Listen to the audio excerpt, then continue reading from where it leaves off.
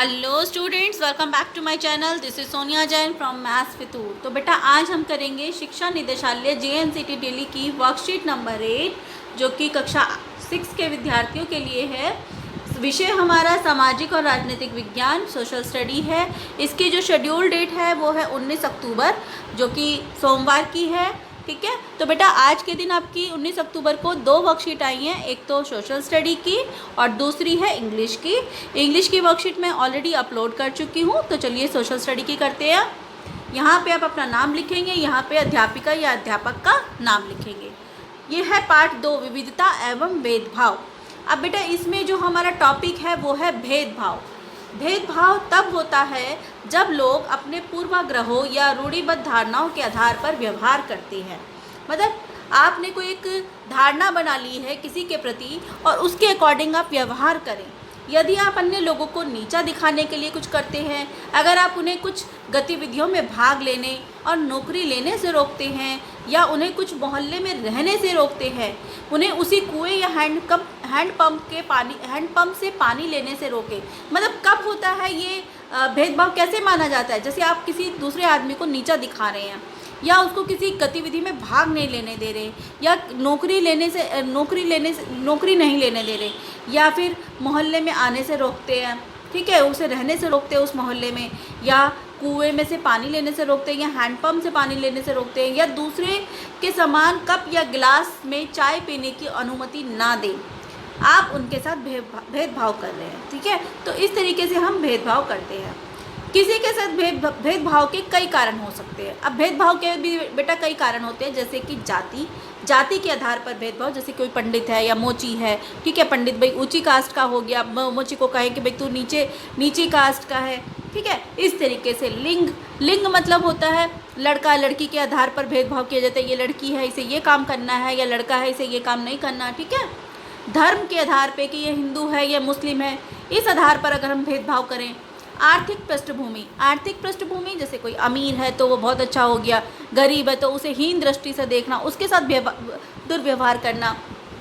भाषा के आधार पर कि कोई मुस्लिम मतलब उसकी किसी की भाषा दूसरी है तो उसके आधार पर भेदभाव करें, या व्यवसाय के आधार पे कि कोई मोची है या कुम्हार है या लकड़हारा है, अगर इस तरीके का व्यवसाय करता है कोई आदमी तो उसके साथ भी हम भेदभाव करें। इस तरीके से ये भेदभाव के कई कारण हो सकते हैं।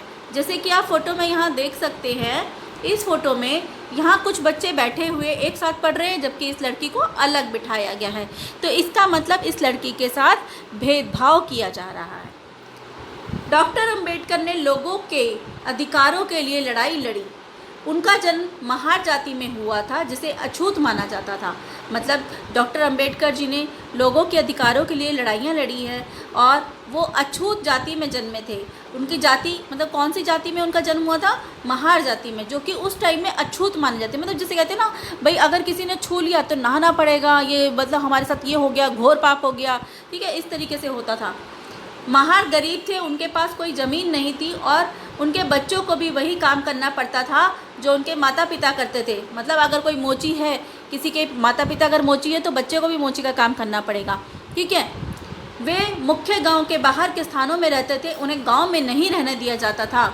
वे इस भेदभाव के खिलाफ थे और अपना संघर्ष समानता के लिए शुरू किया। मतलब उन्हें गांव के बाहर रहना पड़ता था, उनके साथ भेदभाव किया जाता था जो उन्हें अच्छा नहीं लगता था, तो उन्होंने इसके लिए समानता में मतलब वो चाहते थे कि समानता का अधिकार मिले, ठीक है। तो इसके लिए उन्होंने काफ़ी संघर्ष किया ताकि सबको समानता का अधिकार मिलेगी। डॉक्टर अंबेडकर जी है, ठीक है, डॉक्टर भीमराव अंबेडकर जी हैं। इनका जन्म 1891 में हुआ था, मृत्यु उनकी 1956 में हुई थी। इन्हें भारतीय संविधान का पिता भी माना जाता है। क्यों? क्योंकि इन्होंने ही भारतीय संविधान लिखा था। तो चलिए अब प्रश्नोत्तर करते हैं। भेदभाव के क्या कारण हो सकते हैं? तो बेटा अभी हमने यहाँ पढ़े हैं भेदभाव के कारण क्या कारण हो सकते हैं।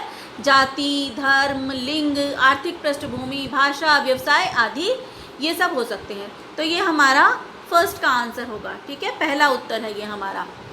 उसके बाद दूसरा है भारतीय संविधान के पिता के रूप में किसे माना जाता है? तो ये अभी हमने पढ़ा है, भारतीय संविधान में पिता के रूप में किसे माना जाता है? डॉक्टर भीमराव अंबेडकर जी को।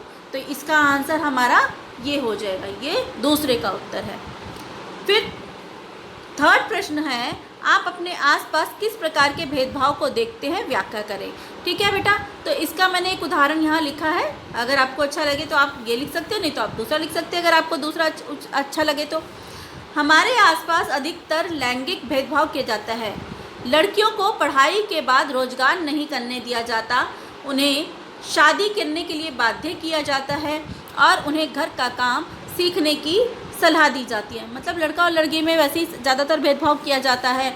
और क्या कहा जाता है, लड़कियों को अगर पढ़ा लिखा दिया भी जाता है, अगर माँ बाप पढ़ा लिखा देते हैं तो उनसे कहते हैं भाई तुम्हारी तो आप शादी कर दे देंगे, क्या करोगी तुम काम करके, सब कुछ अच्छे से है, ये है। ठीक है, तो इस तरीके से उन्हें शादी करने के लिए मजबूर किया जाता है और घर का काम सीखने की सलाह दी जाती है। तो मैंने यहाँ पर इसका उदाहरण ये लिखा है। तो अगर आपको मेरी वीडियोस अच्छी लगती हैं तो प्लीज़ उन्हें लाइक कीजिए, शेयर कीजिए, मेरे चैनल को सब्सक्राइब कीजिए मैथ्स विद तो stay tuned for more videos. Till then bye bye.